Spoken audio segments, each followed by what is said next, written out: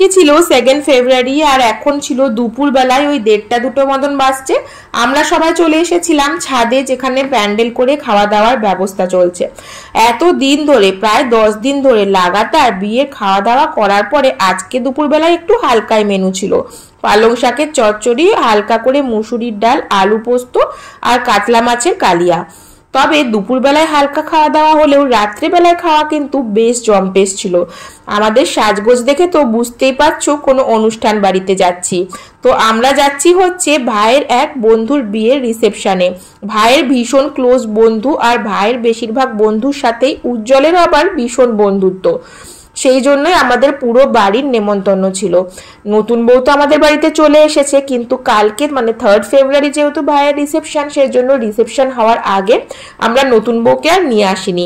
দুটোই যেহেতু রামপুরহাটেই, সেজন্য অনেক চেনা মানুষ থাকবে, একবারে রিসেপশনে বউ সাজেই দেখুক, এটাই মারা চেয়েছিল। এখন দেখে নিলে তো বউ পুরনো হয়ে যাবে।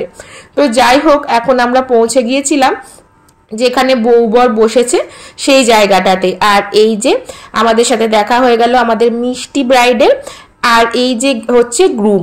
এখানে পাত্র আর পাত্রী বা বর আর কনের কিন্তু অনেক দিনের সম্পর্ক আজকে বিয়ের মাধ্যমে পূর্ণতা পেয়েছে। স্কুল বেলা থেকে তাদের বন্ধুত্ব, তাদের ভালোবাসা, সমস্ত কিছু। তারপরে আমরা দেখছিলাম তাদের প্রি ওয়েডিং এর কিছু ভিডিও শুট চলছিল, সেগুলোই দেখছিলাম আর দেখে নিচ্ছিলাম ডেকোরেশনটা। কারণ কালকে মানে 3 ফেব্রুয়ারি এই ভেন্যুতেই কিন্তু ভাইয়ের রিসেপশনও হবে। রামপুরহাটের মধ্যে আমার যেটা মনে হয়েছে মা তারা লজটাই হচ্ছে বেস্ট। এত স্পেসিয়াস আর এত সুন্দর করে ডেকোরেট করা যে আলাদা করে ডেকোরেশনের কোনো দরকারই হয় না। আর লোক সংখ্যা যতই হোক না কেন, কারোর গায়ে কারোর লাগে না। আর শীতকালে হলে তো মা তারার কোনো জবাবই নেই। এক কথায় মা তারাতেই করা সব থেকে বেস্ট। আর এই যে এখন প্রায় 10:30 বাজছে, তবুও কিন্তু বেশ লোকজন ছিল। আমাদের আস্তে আস্তে একটু দেরি হয়েছে, কারণ তোজোকে খাইয়ে ঘুম পাড়িয়ে তবেই এসেছি। মারাই স্টার্টার খেয়ে বাড়ি চলে গেছিল, ডিনার আর করেনি, কারণ বাড়িতে দিদি মামনি সবাই আছে সেই জন্য।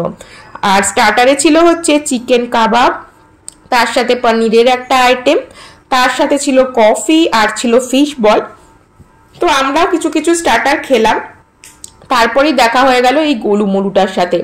রাত্রি প্রায় 11টা বাজছে, এখনো তার চোখে কিন্তু একটুও ঘুম নেই।